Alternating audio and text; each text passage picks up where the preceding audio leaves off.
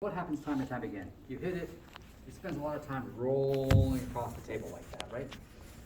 You get your cue ball, you hit it, it slides for a while, but after a while, it starts rolling. Even if it wasn't rolling at the beginning, there's a friction force as it slides and that picks it up. So these things spend a lot of time rolling, okay? Hey, by the way, when it's rolling, how would you describe its spin, right? So it's rolling that way, like this. You get out your right hand and say, it's spin this way. Okay? But that's only one component of spin that it can have. What are the other components it can have? Well, one of them is going to be like a vertical one. Actually, let's make it negative vertical. Let me snap my fingers and do this, because now it's spinning this way. It's like straight down.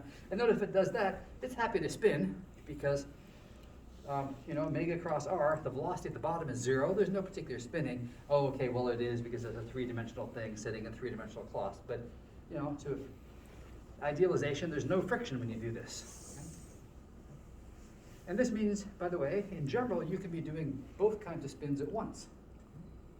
Let me illustrate by showing you famous sort of bar bet. Like you say, okay, look, I'm going to take this ball, right, and I'm going to place it down here, and I'm going to make it go across the table. I'm going to roll it across the table, but the white part is never going to touch the cloth.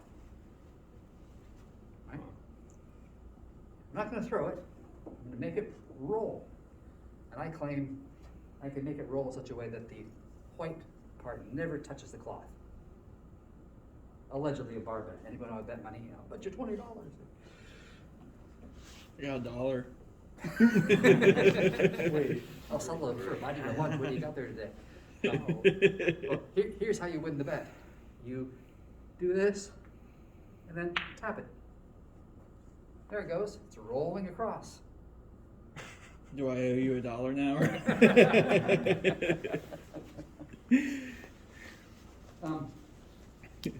I brought another cue ball, by the way. It has dots, so I'll even do that one a bit. So again, you snap it like this, and then tap it. And so that top dot is doing a little circle. That's all it's doing, right? And by the way, you may remember having done homework on this. Right? The homework question, you got a sphere and it has a certain pattern of velocities. What's the spin vector? And the answer is it's so at an angle. Yeah. So the spin vector here is what? I snapped it this way, so it's got to spin downwards. I'm rolling it this way, so it's got a piece of spin this way. Altogether, you got down and over, that's sort of basically downish, but at an angle, which is why you get a slight tilt that way, that way, as you go. So if it goes forever, will like the white half eventually touch? Well, it's up to, I'm confused. Eventually there's, you run out of energy and things like that, but in this scenario, no, it never touches. It just, what we're saying is, if I use this one as an example, it goes down. If I got things perfectly, the spin axis would be going down like this, right? And only the red touches the table ever. There's a small circle of red points that go around and touch the cloth. Okay.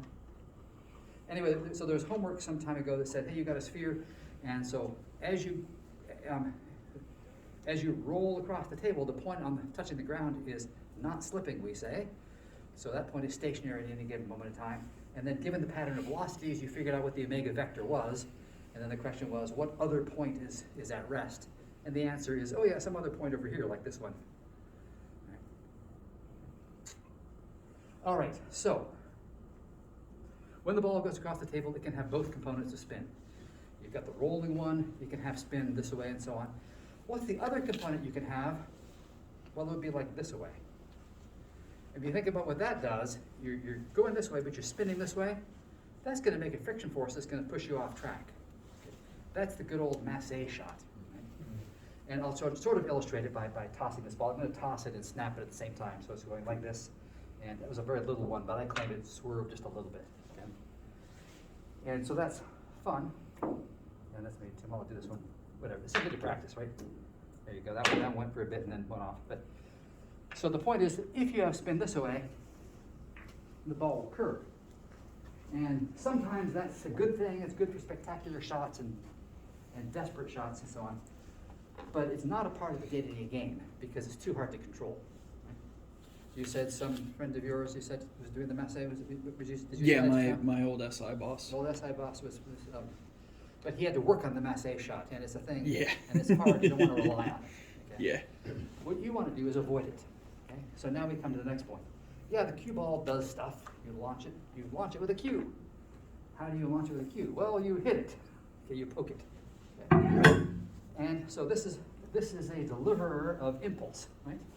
You come and hit it. Now the most common thing you want to do is just hit it dead center, and then it will go forward. Okay. Actually, let me illustrate some of that here. So here I'm just going to put this, hit it dead center, and just say, okay, it should slide, but then spin will take pretty much right away. And then it just rolls end over end that way. Ooh, something with the rail down there. Let's try that again. Watch the rail. It stuttered, right? Yeah, oops. You know what that means? The rail's at the wrong height. It needs to be at a very particular place in order to reverse and roll without slipping on the way back. That very special height for a uniform sphere is a 2/5 R above the top, 7/5 R from the floor. So that thing it needs to be aligned. Oh well. Okay, cue hits ball. If you hit it smack dead in the center, okay, great. Ball launches, eventually picks up spin, goes that way. What happens if you hit it off center? Okay, well, let me illustrate. Well, yeah, this ball will work. I'll take this cue ball. I'm now going to hit the ball, and instead of hitting it dead center, I'm going to hit it a little bit off a center. What's that going to do? It's going to deliver an impulse that makes it go and forward, okay? But it's also going to have spin, okay? And so what I want you to notice in this case is the trajectory of the ball is still straight. It's going to be straight down the table, even though it's spinning. But what matters is when you hit the rail at the end, then you pick up that component of spin. Then you notice the spin. So once again, I'm going to roll the ball down here. It's going to be spinning, okay? But that doesn't affect the trajectory. I mean, I can still line up straight shots and the ball will go straight, right? But what matters is then after you hit, then, it didn't bounce straight off. The spin mattered there. Okay? But my main point today is the ball goes straight. Okay? And you want that because to play pool, to be good at it, you want to program your brain computer to be able to, see the ball, knock it in the pocket, send the cue ball where you want. So it's important that things go in straight lines so you can do it. Now, how could you get a ball that had the wrong kind of spin? What's the wrong kind of spin? Well, the one where you're doing this. Okay? And you curve off track. Okay? How can you possibly get that? Well, how does your old boss get a masse shot? Bottom right or bottom left? Well, no. Or top. You have to top come right. down from yeah, the top. one of the two. If you want, so if you think about it this way, I'm delivering a p vector, okay? And if the p vector is totally level, then the r cross p will be in the safe plane, in this plane of up and over and things like that. Things where the bottom is not moving, and you just go in a straight line. You're rolling without slipping. If, on the other hand, you get a spin this way, then it's going to push you off course. Okay? And the only way you can get that is if you come down. So let me illustrate it. I'll try to, this will be a very soft coat of masse shot, but yeah, very soft. But I'm being ginger here because it's good form too. You don't want to damage the cloth on things, so I'm just doing a very gentle one. Okay, whatever. The point is, if you hit down, you can make it curve. Okay. Now that's very spectacular if you're doing a trick shot, but if you're just trying to hit balls, it's a bad thing. And in day-to-day play, it's not that you're hitting down and trying to do it. You're just down here hitting, and the point is you might be careless and aim downwards. Okay? So here's one lesson you can take with you today. If you want to do one thing to improve your pool game, make sure you cue the ball level. Okay? So that's the whole goal. Just make the thing hit level. And try to avoid being casual. It's too easy to walk around and stand above and watch it from up here. It's too easy to come down, and then your balls curve, and then you wonder why you missed. Okay? So get low. So hit straight. One way to get straight is to, first of all, bring your head down. It's hard to do at first. To do it consistently. Keep your head down and just keep it down all through the shot. And don't let it come up until it's all over. Don't do this sort of thing. It's too easy to say, I'm going to get down the ball, and then just as I'm shooting, I get up. Because I want to see where it goes. As you come up, you might accidentally get a little component downwards, give you spin that makes you go the wrong way. So level is the ticket. Okay. Next bit of the lesson. So cue ball hit by cue. So how do you arrange to hit a nice level cue? Here's where we come to the bridge. Boy, I should have begun this whole thing by telling you, why should you trust me on these things at all, aside from all the years I have on you. I've played some pool, not as much as you might think. I played some in college like you, but just like you, just there's a game room, okay, we play now and again, that's it. It wasn't until, well, several years ago now, but there was a cafe that I went to get my morning espresso in the neighborhood, and it also has a pool table and it's a bar at night, and they had a pool league. And so basically the owner of the cafe one summer said, hey, we need players for our league. You're a physics professor, you should know about pool balls. You want to join the team? So okay, that sounds like fun. And so I having, like you guys, not having played, I just, it'll be a fun summer thing, and it's just half a block from my house, so pretty easy. But that launched me in my way to saying, okay, now that I'm playing, I want to study it. So I started watching every video I could find and getting devices like these I'll explain, and other sorts of things. So I know, I've studied it more than most people,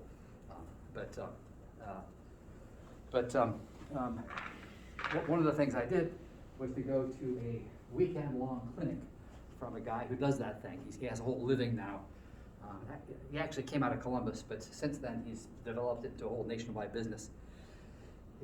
He markets himself across the country, and then he just flies into a town and then runs a weekend-long pool clinic. You know, people come in, and so I'm giving you the benefit of what I learned in a weekend or two or whatever.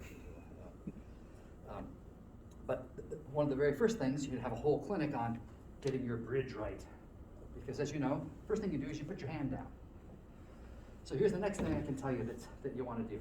When you put your hand down to make a bridge, make sure that it's good and solid. See here, I'm leaning on the table. I'm doing that to emphasize that, hey, my palm is on the table. It's not going anywhere. As opposed to what? Well, as opposed to, just being like this. Again, too easy just to put your fingers down, let your hand wander around. What you want to do is get down and solid so it doesn't move. You want a solid pivot. Then you want something to hold it. I like the open bridge, like this. Okay. So you see me I do this, I get to see the whole cue and things like that. Other people like a closed bridge. They say it gives them a better pivot point. It's a matter of taste, okay? So you make a choice that you're comfortable with. Yep. So now suppose I'm shooting the cue ball at something down there. So what do? You put your hand down, bridge it well, somewhere like this. Give yourself maybe 6 inches, whatever, and then you get ready to swing. Now what do? Well, the key point here is you want to hit the ball with a cue that's level as can be. Now I'm going to exaggerate the biomechanics, and I'll turn over sideways. You might want to come over. Rohan, I was going to suggest you can see better over here, or you get ready to go. No, I was just getting some water. Yeah. But if I come over here, so my arm, okay? What you want to do is think of your arm like a pendulum. And I'm going to really over-exaggerate, but first of all, as it swings up and down, so you want your body to be basically motionless. And here's where the usual things come in. You want to have a good stance that addresses the ball. You want to be comfortable and so on. But the basic line is, don't worry about it too much. Just be stable. Don't be shaking around. Find whatever works for you. And then you don't want to be robotic-like, but basically you want to be pretty stationary and have almost all your motion just be your forearm moving in a pendulum motion. Okay, if I exaggerate it, then if you have pendulum motion, when you're back here, the cue is sort of raised up. And then you slide through to the point where you hit it, and hopefully it's right and level. And then if you continue on, your hand comes up again, and the cue hits the table and goes like that. Okay? Now that's way exaggerated, but it's something to think about. I've seen pro players, some pro players consistently have a stroke like that, again, without the ball. I'll illustrate. You'll see them come up sort of down, level, and then down again. And they actually slide across the table. Doesn't matter, it's not going to hurt anything. Doesn't help anything either, but it's just a matter of being consistent in your follow through. If you follow through like that, you probably got the mechanics right to begin with. Okay? So once again, what do you do for dressing the ball? Pick a bridge point. People say 6, 8 inches away. You put your cue here.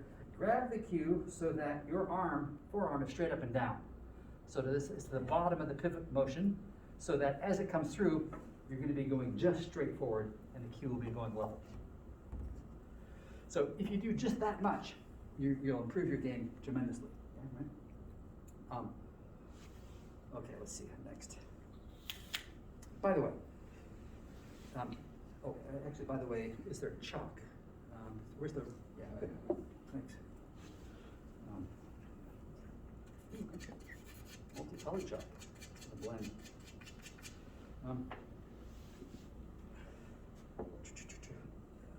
All right, so the next thing we're going to talk about is, how do you aim, right? So you got the idea, like, great, I can launch the ball. Where do I launch the ball? Okay. But before we get there, I just want to pass on, this is a little trick, practical one. Suppose you're waiting for friends at a bar, and there's a pool table there, but you don't feel like spending the money to drop the balls. If you can just get the cue ball, you can practice. And if you think about it, every shot comes down to cue ball hits cue, cue stick hits cue ball. And so you can practice that, that's the whole thing. Okay, there's not the drama of hitting everything, but here I'm gonna line things up. I'm gonna set this ball sort of in the middle of the table, sort of the spot here. I'm aiming at that far end, and the thing you can do for yourself time and time again is just go down here, try to hit center, maybe just a little bit high, and then roll down, and the aim here is just roll down, have it hit, bounce back, and the aim is, run off target. The aim is to have it come back and hit your tip, right? And that gives you a target to go at, and that's the essence of it. You just practice that for however many minutes, you're making progress, right? So let's see if I can get that thing. So it's rolling pretty much straight down, comes back down, it's rolling off a little bit, but anyway. Notice what happens if I don't hit it dead center. What if I accidentally go just a little smidge off? This is just a little smidge off. You might not even see it as I hit it, but it is off. You can see it in the spin, and you can see that when it hit there, the spin took it right off. So the whole point, you're just practicing, make it roll straight and hit straight and come back. By the way, if that becomes something you can do regularly, here's a practice that will keep you going for a long time, which is put a ball there. And then the idea is hit things straight up and see if you can roll straight in and then have the balls collide. That's much harder. I don't even expect to make this, but I'll try. See, they missed, but that gives you something else to target. And so the point is, you don't need a lot of balls to practice. And you can do it on the cheap. Okay, so let's imagine, so if you took the weekend clinic, we would be taking a break, going to all the tables, and you would practice your bridges, and the instructor would come around and coach you on your stance and the bridge and all that kind of stuff. And so imagine we did that. Okay, so you now know how to shoot a cue ball. Where do you want to shoot? Oh, okay, well now we want to pocket balls, okay? So I guess I'll stand down here. Suppose, I'll make it easy on myself. I want to pocket that ball in the corner, right? So where do you want to shoot the cue ball? Well, there's a bunch of aiming systems for how you should line up the angles and so on, right? Let me show you one of them that is really effective. It's called the ghost ball aiming system. Anybody heard of that? The idea is this. Suppose I want to knock that guy in. Well, just imagine this. Imagine the cue ball at the moment of impact. I claim what you want is that.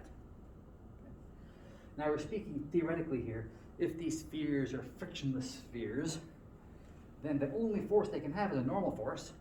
And so you want to touch that thing on the side opposite the pocket. So it wants to go that way, right?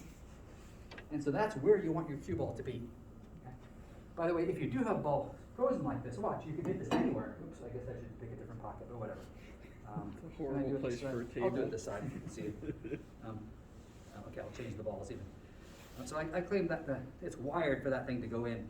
I can be shooting it almost anywhere. I can shoot it this way. I don't even have to look. It's going to go because it can't do anything else. It's going to touch the balls, and that's the way it's going to go.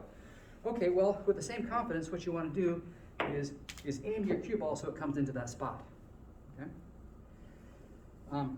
And I happen to have with me a little tool that I think I put it in. Let's see, which pocket did I put it in? Here. Oh, no, it's gonna be in here.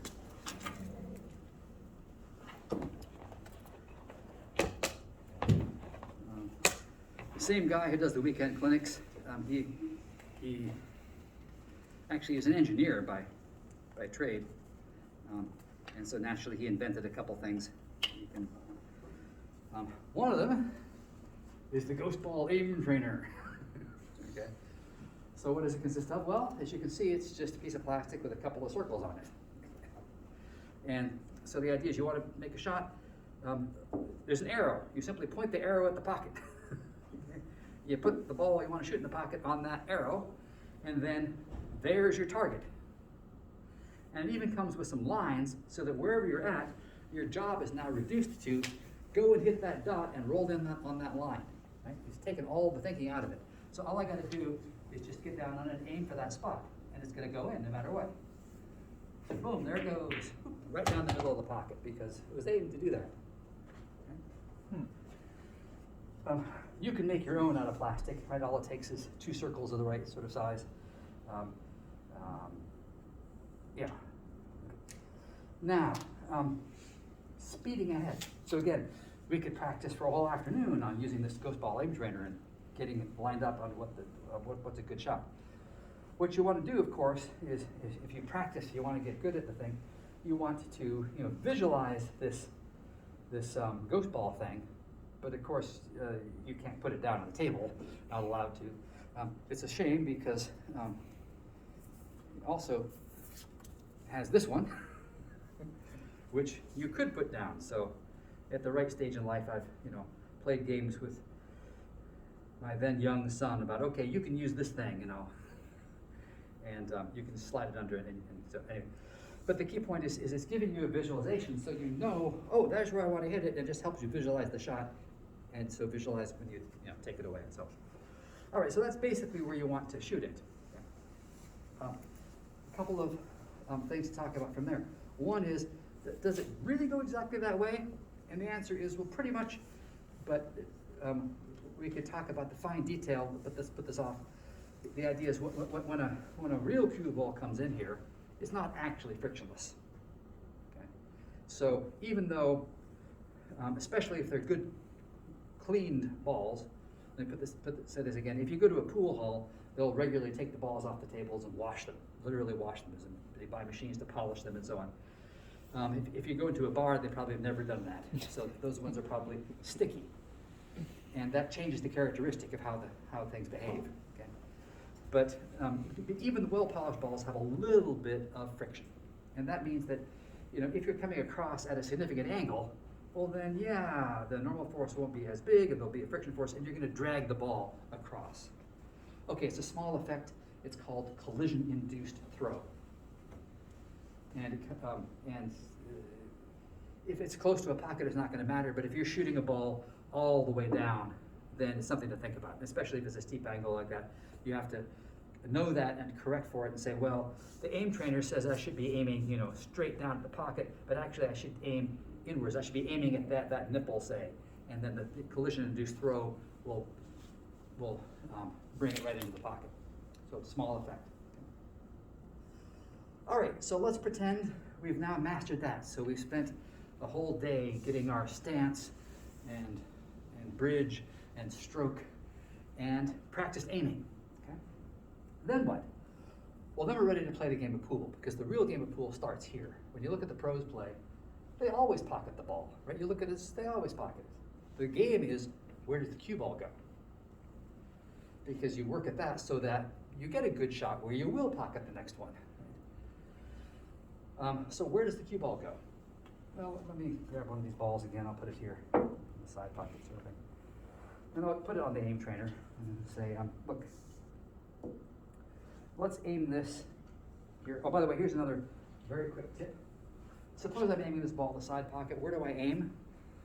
The answer is I look at this point and that point and look right in the middle. So right now I'm drawing a line over here. So the place I want to aim is in the back pocket over here on this side, right? So don't aim for that point, you'll hit this nipple, right? So you want to aim over here, sort of thing. So that's what I claim I've done here, more or less. Now, oh, sorry, before I do this, I should come back to this. let's give ourselves just a very straight shot, okay? How about this? Forget the angles. Let's just do a straight in shot, okay? So I've just given myself the easiest shot. It's I'm gonna pocket the ball in the corner down there, straight in, okay? Question is, what's gonna happen to the cue ball afterwards? Anybody wanna guess? I'll follow it. Yeah. And the answer is, depends on what I want it to do. If I do the most natural thing, I'm just gonna let it roll. Watch what happens. First of all, they're approximately equal mass things. Watch what happens to the cue ball. Oh, it went forward. Why did it do that? Aren't they equal mass things? Well, let me take that small tangent. If you have a good set of balls, if it's a good table, you get it, and so on, the cue ball will weigh the same as the object ball. Okay. If you go into the wrong bar, they'll have a table where the cue ball may be heavier. If you think about it, on the quarter operated tables, there has to be something physically different about the cue ball so that it can be returned by the mechanism and these guys get collected, right? So there's got to be some physical difference. So sometimes they make it heavier, sometimes they make it larger, and both of those things are terrible.